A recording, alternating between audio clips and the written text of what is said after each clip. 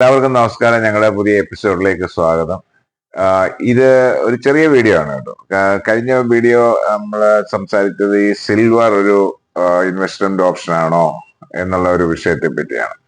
അപ്പം അതിന്റെ ഒരു ബാക്കിപത്രം എന്ന് പറഞ്ഞാൽ അന്ന് നമ്മൾ സംസാരിച്ചപ്പം ഗോൾഡും സിൽവറും ഒക്കെ കുതിച്ചു കയറിക്കൊണ്ടിരിക്കുവായിരുന്നു. പക്ഷെ കഴിഞ്ഞ വെള്ളിയാഴ്ച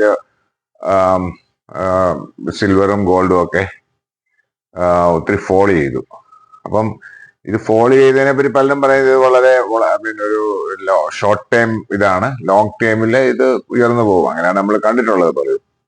പക്ഷെ എനിവേ, എന്തുകൊണ്ടാണ് ഇപ്പൊ ഈ ഫോൾ ഉണ്ടായതിനെ പറ്റി ഒരു ചെറിയൊരു വിശദീകരണം തരാൻ വേണ്ടിയാണ്. ഇപ്പം ഫോൾ ഉണ്ടായതിന് നമ്മളന്ന് പറഞ്ഞായിരുന്നല്ലോ, ഓരോ ഈ ഇൻവെസ്റ്റ്മെന്റ് ഓപ്ഷൻ ഡൈവേഴ്സിഫിക്കേഷൻ വരുമ്പോൾ ഏതെങ്കിലും ഒരു ഇൻവെസ്റ്റ്മെന്റ് താഴെ പോകുമ്പോൾ വേറൊന്ന് ഉയരും, അങ്ങനെയുള്ള ഒരു കാരണം. ഇപ്പൊ നമ്മള് രണ്ടു മൂന്ന് കാരണങ്ങളിൽ ഒന്നെന്ന് പറഞ്ഞാൽ അന്ന് നമ്മൾ സംസാരിച്ചാണ് ഇൻട്രസ്റ്റ് റേറ്റ്.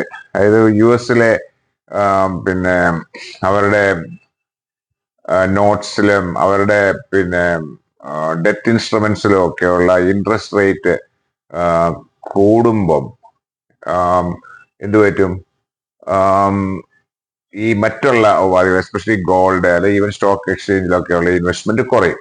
അത് തിരിച്ചു നടക്കും. അവിടെ കുറയുമ്പം അതൊരു ലിക്വിഡേറ്റീവ് അല്ല, ഒരു യൂസ്ഫുൾ അല്ലാത്ത ഒരു അവസ്ഥയിലെത്തുമ്പം മറ്റുള്ള ഉപാധികള് ആൾക്കാർ തേടിപ്പോവും. അങ്ങനെയാണ് സംഭവിക്കുന്നത്. അപ്പൊ ഇപ്പം ഈ ഗോൾഡ് ഡോളർ സ്ട്രോങ് ആയിട്ടുണ്ട്. അപ്പം ഒരു കാരണം സ്ട്രോങ് ആവുമ്പം മറ്റുള്ള രാജ്യങ്ങളിൽ ഉള്ള ആൾക്കാർക്ക് ഇത് എക്സ്പെൻസീവ് ആവും. അതായത് ഗോൾഡ് വാങ്ങിക്കുക എന്നുള്ളത് എക്സ്പെൻസീവ് ആവും എന്നുള്ളതാണ് ഒരു കാരണം. പിന്നെ ഗോൾഡ് സ്ട്രോങ് ആവുമ്പോൾ അതിന്റെ ഒരു കാരണം തന്നെ എന്താണെന്ന് ചോദിച്ചാൽ ഇൻട്രസ്റ്റ് റേറ്റ് കൂടുന്ന സമയത്താണ്. അപ്പൊ ഇൻട്രസ്റ്റ് റേറ്റ് കൂടുന്ന സമയത്ത് എന്താണ് ചെയ്യുന്നത്, ഗോൾഡ് വാങ്ങിക്കുന്നത് കുറവാകും.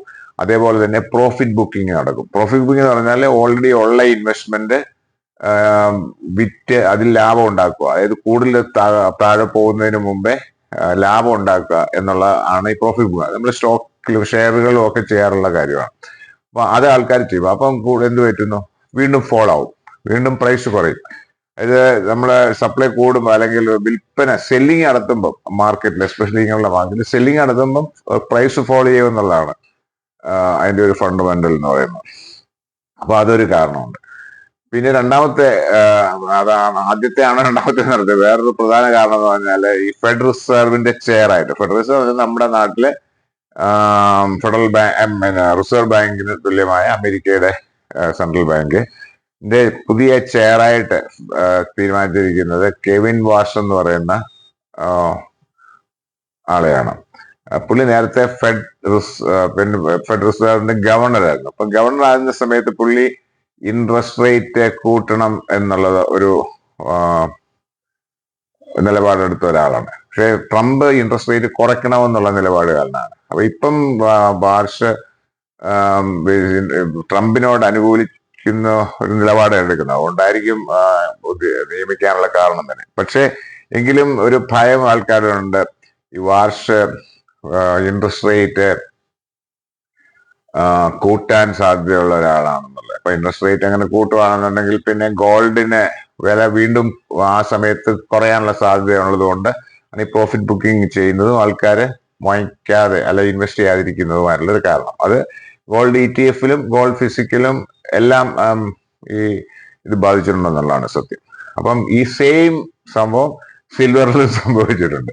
പക്ഷെ ഇത് പലരും പറയുന്നത് ഷോർട്ട് ടൈം ആണ്. ഇപ്പോഴത്തെ ഒരു അവസ്ഥയിലെ ഈ ഒരു പ്രത്യേക രണ്ടു മൂന്നൊരു കാരണം, അത് മുകളിലെ ഒരു വോളറ്റൈൽ സിറ്റുവേഷൻ, ഒരു കുറച്ചുകൂടെ എമോഷണൽ ആയിട്ടുള്ള ഒരു റെസ്പോൺസ് ആയിരിക്കാനാണ് സാധ്യത. ലോങ് ടൈമിൽ ഇതിന്റെ മാറ്റം ഉണ്ടാവും, വീണ്ടും ദേ വിൽ കം ബാക്ക് എന്നുള്ളതാണ്. പക്ഷെ അഗെയിൻ ഇറ്റ് ഡിപ്പെൻഡ്സ് ഓൺ പിന്നെ പുതിയ അമേരിക്കൻ പോളിസി, ഇൻട്രസ്റ്റ് റേറ്റ് കുറയ്ക്കുമോ കൂട്ടുമോ, അതനുസരിച്ച് US ഡോളർ സ്ട്രോങ് ആകുമോ. പിന്നെ എസ്പെഷ്യലി ഓഫ് കോഴ്സ് മറ്റുള്ള കാശങ്ങളൊക്കെ ഉണ്ട്. നമ്മുടെ ഈ ഇറാനുമായിട്ടുള്ള ഫ്രിക്ഷൻസ്, ഉക്രൈൻ വാർ, പിന്നെ ഈ ട്രംപിന്റെ ടാരിഫ് വാറുകള്, പിന്നെ ഗ്രീൻലാൻഡ്സുമായിട്ട് സംബന്ധിച്ച് യൂറോപ്പുമായിട്ടുള്ള പ്രശ്നങ്ങൾ, ഇതൊക്കെ ഉള്ള കാര്യങ്ങൾ എങ്ങനെയാണ് ഭാവിയിൽ ആകുന്നതിനെയും ബാധിച്ചിരിക്കും.